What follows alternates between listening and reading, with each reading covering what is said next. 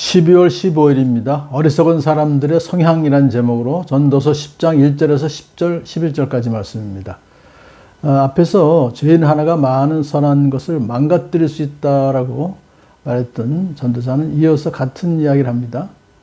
향수에 빠져 죽은 파리가 향수에서 악취가 나게 하듯이 변변치 않은 적은 일 하나가 지혜를 가리고 명예를 더럽힌다.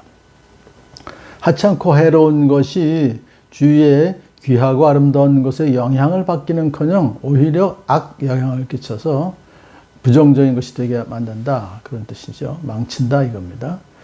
그러니까 어리석음이라 할지라도 그 영향력에 있어서는 지혜나 명예보다 더 강하다. 나쁜 것 조금만이라도 있어도 좋은 것 전체를 망가뜨리게 충분하다는 의미로 말한 것입니다. 소수의 악한 어리석은 권력자가 온 나라를 망칠 수 있다. 그것을 말하고 있습니다. 지혜로운 사람의 마음은 옳은 일 쪽으로 기울고 어리석은 사람의 마음은 그릇된 일 쪽으로 기운다. 기운다라고 하는 것은 성향이 있다. 어떤 방향으로 간다. 마음이라는 것은 어떤 결정을 내릴 때 작용하는 이성은 물론이고 방향성을 담은 의지를 가리킵니다. 이성과 의지를 말하는 것이죠. 그래서 오른쪽이라고 하는 것은 성경에서 의와 능력과 보호함을 상징하죠. 하지만은 왼쪽은 이와 반대로 불의와 연약함 등을 상징적으로 암시하고 있습니다. 예수님께서 최후의 심판의 모습을 말하시면서 의로운 사람들은 오른쪽으로, 죄인들은 왼쪽으로 구분하신다라고 말씀하셨죠. 마태복음 25장에서.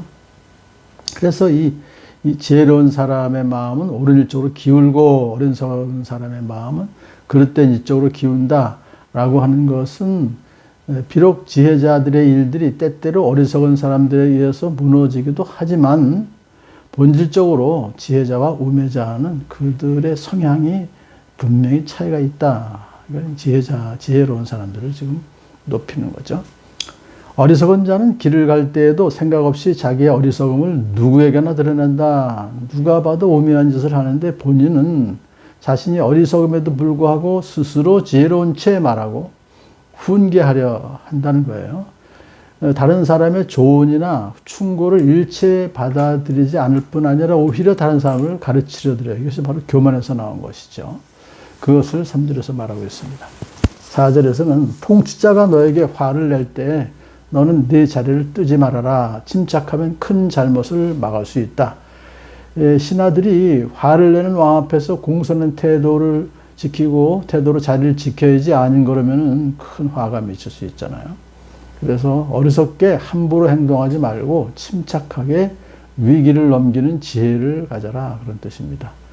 우매한 주권자가 부당하게 화를 내더라도 참고 있으면 그 주권자의 화도 가라앉고 큰 문제도 의외로 가볍게 해결될 수 있기 때문입니다. 이어서 전도자는 우매한 통치자에 관해서 말합니다. 내가 세상에서 본 잘못된 일 또 하나는 역시 통치자에게서 볼 수 있는 크나큰 허물이다. 여기서 허물이라고 하는 단어는 조그만 실수, 부지, 태만, 망각으로 인한 실수 등을 말해요. 그래서 이런 조그만 실수가 크나큰 문제를 야기시키는 것은 왜냐하면 그 실수를 통치자가 범하기 때문에 그렇다. 일반 백성이 그런 실수를 조그만 실수해도 괜찮다기보다 크나큰 문제는 안 생기지만 통치자는 조그만 실수를 하더라도 매우 심각한 영향을 초래한다. 그런 뜻입니다. 그러면서 어리석은 사람은 높은 자리에 앉히고 존귀한 사람을 낮은 자리에 앉히는 그런 실수를 한다는 거예요. 인사에 있어서 어리석은 사람은 낮은 자리에 앉히고 존귀한 사람을 높은 자리에 앉혀야 되는 것인데 통치자가 그렇지 않고 조그만 실수 때문에 어리석은 사람이 권세 있는 자리에 앉게 되어서 그렇다면 그가 맡은 일들은 온통 뒤죽박죽 망하게 된다 그거죠. 통치자의 잘못된 인사는 엄청난 문제를 야기한다 그런 뜻입니다. 그런 것은 종이 말을 타고 상전이 걸어가는 것처럼 매우 이상한 일이다. 고대 근동 지방에서는 상전이 말을 타고 다니고 종이 앞에서 걸어가는 것인데 거꾸로 종이 말을 타고 상전이 앞에서 걸어간다?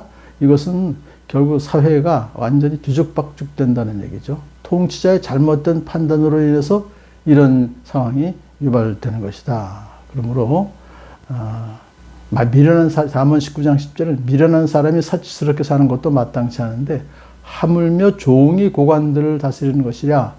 그러니까 종이 고관들보다 위에서 있는다고 하는 것은 마땅치 않은 일이다. 그래서 지금까지 말하는 것은 국가나 사회의 지도자가 범하는 어리석음이 얼마나 비극적인 결과를 초래하는지를 보여주는 것입니다.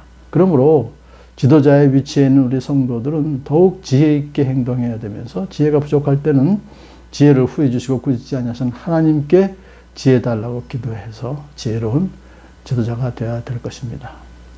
자, 이어서 전도자는 어리석은 사람들이 어리석은 행동을 함으로 말미암아 주변에 어떤 피해를 입히는지를 말하고 있습니다. 구멍을 파는 자는 거기에 빠질 수 있고 그랬어요. 이 구멍을 파는 행위가, 구덩이를 파는 행위가 결코 나쁜 목적이 아니라 짐승을 잡기 위해서 그렇게 구덩이를 팠다 할지라도 그 구덩이에 빠질 수가 있다라고 하는 것은 인생은 어처구니 없는 사고를 당하기도 하기 때문에 주의해야 된다, 그런 뜻이죠.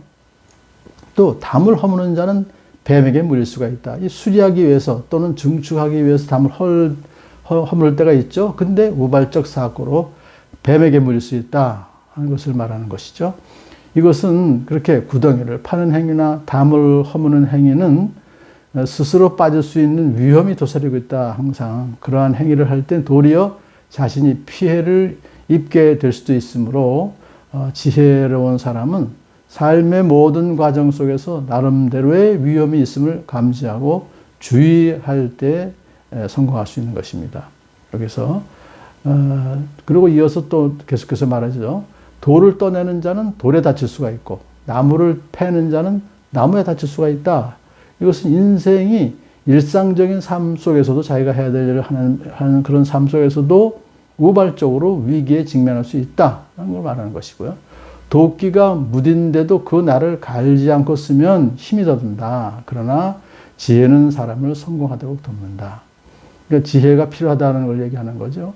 지혜롭지 않은 행동을 하면 해를 당할 수밖에 없습니다. 무딘 도끼처럼 지혜를 갈고 닦지 않으면 손해가 크죠. 자, 삶에는 예측할 수 없는 일이 많이 일어나겠습니다. 그러나 사람이 지혜롭게 처신하면 그 지혜 때문에 아주 큰 유익을 얻을 수 있다, 그런 뜻입니다. 뱀을 부리지도 못하고 뱀에게 물리면 뱀을 부린다는 그 사람은 쓸데가 없다. 어떤 이 경우에 아무리 전문가라 할지라도 자기의 기술을 제대로 사용하지 못하면 아무 소용이 없다, 그런 뜻이죠. 원숭이가 나무에서 떨어질 때가 있다는 거예요. 그렇게 되면 자기 기술이 아무 소용이 없어진다. 그러므로 지혜도 적당하게 사용하지 못할 경우에는 그것이 필요가 없어지는 것이다. 자, 오늘 본문에서 이 어리석은 사람들의 성향에 대해서 말하면서 지혜가 그래도 어리석음보다는 낫다는 뜻을 말하죠. 지혜는 인생의 온갖 우여곡절 속에서도 즐겁게 인생을 살아가게 하는 길잡이가 되는 것입니다. 그러므로 지혜는 우리의 행동을 자제시키고 또 보호해주며 좋은 길로 인도하는 힘이 있습니다. 그러므로 더 세상의 지혜도 좋지만은 지혜의 근원이신 예수님을 바라보면서 더욱더 하나님으로부터 오는 지혜를 받아서 오늘도 우리의 삶 가운데 지혜롭게 살아가는 저 여러분들을 축복합니다.